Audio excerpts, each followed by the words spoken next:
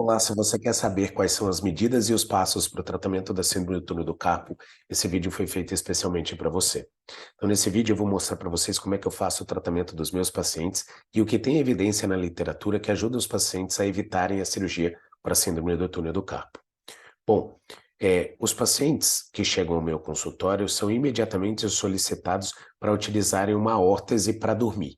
Então, eu acredito que utilizando a órtese para dormir, eles vão evitar de fazer a hiperflexão ou hiperextensão do punho, que vai aumentar a pressão dentro do túnel do carpo ou em demasia e vai fazer com que eles acordem várias vezes durante a noite ou que eles acordem de manhã cedo com os dedos anestesiados e que tenham dor na recuperação da sensibilidade destes nervos. A órtese pode ser utilizada de forma contínua durante o dia também? Pode. A gente reserva esse tratamento para os pacientes que estão com uma síndrome do túnel do carpo aguda ou crônica agudizada, com bastante dor, e que chegam ao consultório reclamando bastante de dor, ou chegam até algumas vezes a ficarem com a mão meio travada.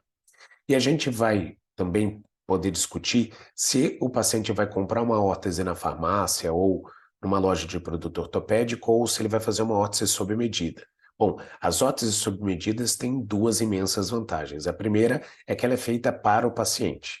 E a segunda é que ela é feita para o paciente de forma que ele fique com o punho reto, com o punho neutro, enquanto que as órteses compradas nas lojas, elas costumam ter um pouco de extensão do punho, o que aumenta um pouquinho a pressão dentro do túnel do carpo. Mas elas têm uma grande desvantagem, que é o preço. O material termoplástico de qualidade é um material caro, então as órteses acabam ficando bem caras quando é feita sob medida. Os pacientes também são solicitados a fazerem uso de anti-inflamatório. Qual que é o objetivo? Diminuir o volume dos tendões dentro do túnel do carpo para eles apertarem menos o nervo mediano. E a gente pode fazer uso de anti-inflamatório não esteroidal, como diclofenaco, cetoprofeno, eterocoxib e nimesulida e alguns outros, mas esses anti-inflamatórios vão fazer efeito por um curto período de tempo.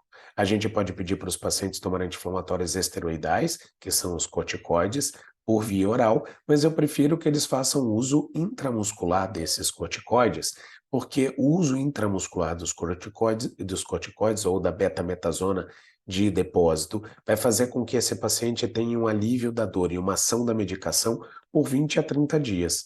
Quem que deve tomar cuidado, então, com essas medicações? Anti-inflamatórios não esteroidais, pacientes que tenham alergia, pacientes diabéticos hipertensos, porque eles sobem tanto a glicemia quanto a pressão, e pacientes que tenham problemas renais ou estomacais. Já os anti-inflamatórios esteroidais, eles são de difícil uso para pacientes diabéticos, porque eles sobem mais ainda a glicemia até do que os não esteroidais, e para pacientes com glaucoma, que não devem fazer uso dessas medicações. Então, diabéticos e pacientes com glaucoma, eu uso corticoide com muito cuidado, no caso do glaucoma, só com autorização do oftalmologista. E quais são outras medidas que o paciente pode fazer para fazer o tratamento não operatório? Bom, a yoga. E a yoga é uma medida excelente porque ela faz um alongamento intenso e fortalecimento dos tendões. A gente tem a hipótese de que ela já faça na própria yoga a mobilização neural, que é o alongamento do nervo, a mobilização do nervo dentro do túnel do carpo, que é feita tanto com a mobilização do braço, quanto com a própria mobilização da mão, que vai fazer com que o nervo se mobilize dentro do túnel do carpo. A gente pode fazer medidas com terapias combinadas na terapia da mão. Então, se o paciente pode fazer terapia da mão com uma terapeuta ocupacional ou fisioterapeuta especialista em terapia da mão, eu acredito que seja o ideal. Se ele não puder, ele pode fazer fisioterapia motora com um fisioterapeuta especialista em fisioterapia motora, que vai ajudar tanto na diminuição da inflamação local com medidas locais, quanto com alongamentos e o posterior fortalecimento dos tendões flexores. Há alguma evidência na literatura, principalmente para os pacientes que estão em déficit, que o uso de vitamina B6 ou algumas outras vitaminas B, e hoje em dia o tratamento com vitamina C da dor neuropática, possam auxiliar no tratamento da síndrome do túnel do carpo. E alguns pacientes que estão bastante inchados, que então têm edema, podem ser beneficiados pelo uso de diuréticos, mas isso vai ser para casos bastante restritos. Tá? Quando a gente já fez medicação intramuscular, já fez uso fioral de medicação, uso de órtese, reabilitação, alongamento, mobilização neural, e a gente não teve um bom resultado com isso, a gente vai discutir se o melhor para o paciente é fazer uma infiltração ou se é passar para o tratamento cirúrgico. Muitos pacientes com medo da cirurgia preferem infiltração. Antigamente a gente fazia a infiltração sem ultrassonografia, então a gente faz isso há muitos anos, tanto médicos ortopedistas, cirurgiões da mão, quanto reumatologistas e fisiatras, e a gente utilizava como parâmetro fazer essa flexão do punho com a oposição no dedo mínimo, entra com a agulha na região mais ulnar do punho e faz a injeção de corticoide nessa região. Atualmente, a gente tem muitas vezes a opção de utilizar a ultrassonografia para fazer uma infiltração guiada.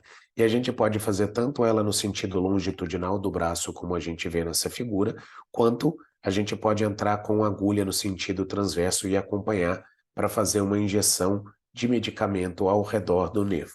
Qual é o objetivo do uso dessas infiltrações?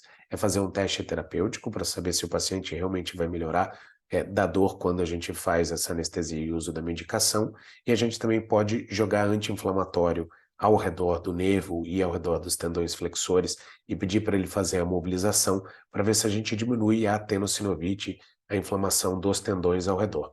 Então, a síndrome do túnel do carpo acontece por causa de uma tendinite? Não, mas muitas vezes ela está associada a um aumento de volume do tendão e aumento do volume do paratendão ao redor do tendão, que ajuda ele a deslizar. Então, a gente vai fazer medicação anti-inflamatória para diminuir esta inflamação. Bom, e quando a gente chegou até aqui e não teve um bom resultado, ou fez mais de uma vez esse tratamento e o paciente continua com recidivas dos sintomas da síndrome do túnel do carpo, então a gente pode pensar que esteja na hora de passar para o próximo passo, que seria quando operar a síndrome do túnel do carpo. E por que operar a síndrome do túnel do carpo? E é exatamente isso que eu vou falar no próximo vídeo sobre síndrome do túnel do carpo aqui no canal. Se você está gostando do conteúdo, por favor, deixe seu like e faça a sua inscrição. Se você tem alguma dúvida, por favor, deixe aqui embaixo que eu vou responder o quanto antes. E se você quiser sugerir temas também para este canal, fique à vontade. Eu agradeço. Até o próximo vídeo, um grande abraço.